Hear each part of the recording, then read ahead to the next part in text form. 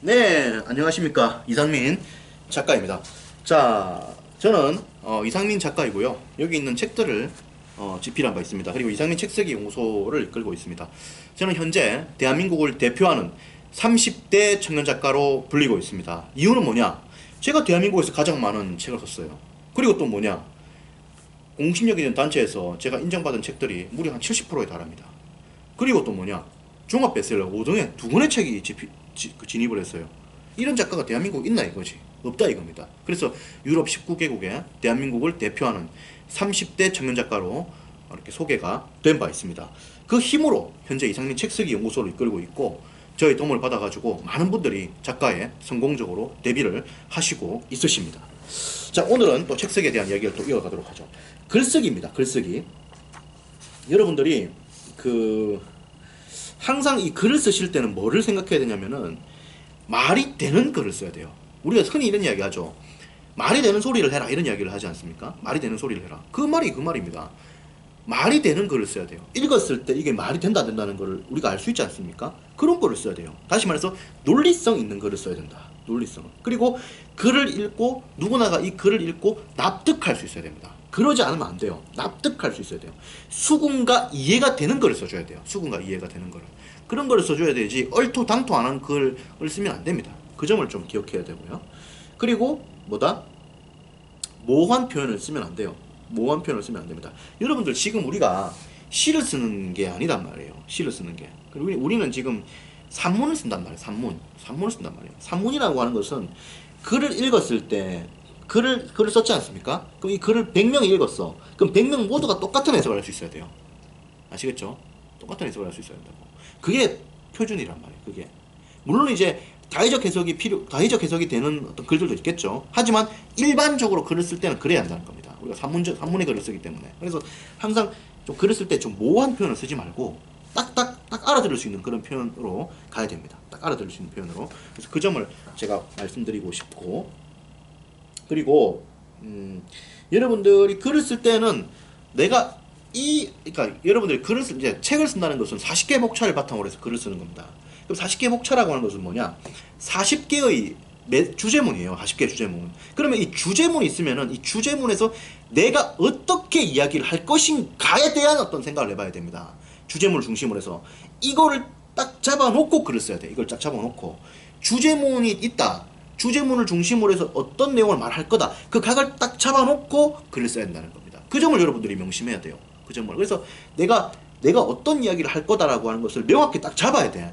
잡고 들어가야 돼. 그러니까 그냥 뭐 토굴 속으로 들어가는 게 아니라 어떠한 목적을 딱 가지고 들어가는 거야. 그냥 들어가는 게 아니고, 인생살이라고 하는 것도 나의 인생의 목표와 뜻을 탁 잡고 인생이라고 하는 항로를 가야 되는 거야.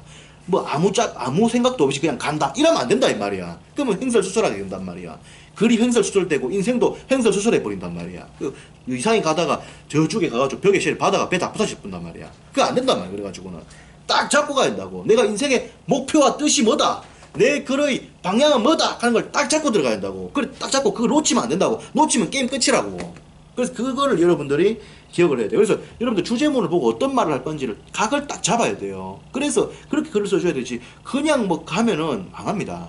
망해요. 왜냐면 길이라고 하는 거는 사방팔방 천지 빼깔이거든. 그 가다 보면 그냥 뭐 삼천포로 빠지가지고 저 태평양 한복판 가갖고 무인도가 죽는단 말이야.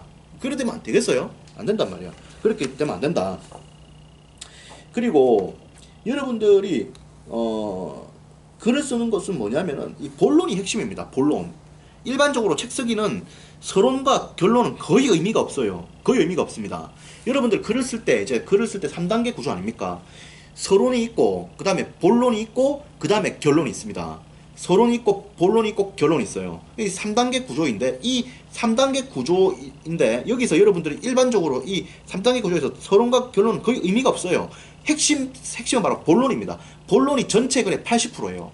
대한민국에 출판되어 있는 거의 모든 책들은 본론이 전체 글의 80%입니다. 혹은 70%예요. 왜냐면은 서론과 본론과 결론의 글의 양 비율 자체가 1대 8대 2거나 1대 7대 2기 때문에 그렇습니다. 이 양대로 글이 된단 말이야. 그렇기 때문에 본론이라고 하는 것이 전체 글의 7, 80%이기 때문에 항상 글을 쓸 때는 본론만 생각을 해야 되지 서론이고 결론이고 생각할 필요가 거의 없어요. 항상 그 점을 기억해야 돼요. 그래서 본론에서 어떤 말을 할 건가를 생각을 잘 해야 됩니다. 그리고 이것이 이 본론이라고 하는 것이 주제문하고 정확히 연결되면서 탁 이렇게 그 갈고리 그 톱니바퀴 갈기 잡히듯이 쫙 잡혀가지고 탄탄하게 가줘야 됩니다. 그게 상당히 중요하다 이거예요. 여기까지 또 말씀을 드릴게요. 그래서 오늘 말씀드린 건 뭐냐면 바로 이겁니다. 첫 번째, 말이 되는 글을 써야 한다는 거예요. 논리성이 중요하다는 겁니다. 수긍과 이해가 돼야 한다는 거예요. 두 번째, 뭐다? 모호한 표현을 쓰면 안 됩니다. 모호한 표현을. 우리가 글을 읽었을 때 100명이 읽었으면 100명 모두가 정확한 해석을 할 수 있는 글을 써줘야 한다. 이것이 바로 산문이단 말이에요. 우리가 시를 쓰는 게 아니단 말이야. 소설을 쓰는 것도 아니단 말이죠. 그리고 또 뭐다? 어떤 글을 쓸 때 주제문이 있으면 그 주제문을 바탕으로 해서 어떤 메시지를 말할 거다는 것을 탁 방향을 탁 잡고 가줘야 된다 이거예요. 탁 잡고 가줘야 된다. 그리고 뭐다? 본론이 중요하다는 겁니다. 본론이 전체 글의 80%가 본론이다. 그리고 이 본론이라고 하는 것은 주제문하고 연결이 매우 중요하다. 이 네 가지 이야기를 오늘 해드렸습니다. 네. 자세한 이야기는 또 이상민 책쓰기 연구소에서 하도록 하죠. 네이버 카페 이상민 책쓰기 연구소에 오면 여러분들과 많은 이야기를 제가 나눌 수가 있습니다. 그리고 제가 쓴 책들도 한번 읽어보시고 책쓰기에 정석을 썼으니까 한번 읽어보시면 도움이 됩니다. 그리고 제가 매주 일요일 오후 2시마다 책쓰기 특강을 하고 있으니까요. 잠실에서 하고 있습니다. 오시면은 저의 어떤 특강을 들으실 수 있습니다. 그리고 책쓰기 또 가이드북도 카페에서 드리니까 오시면은 네이버 카페에 오시면 됩니다. 네이버 카페 이상민 책쓰기 연구소로 오시면 돼요. 또 많은 이야기들을 나눠가겠습니다. 여러분들 수고 많았고 책쓰기 파이팅입니다. 파이팅!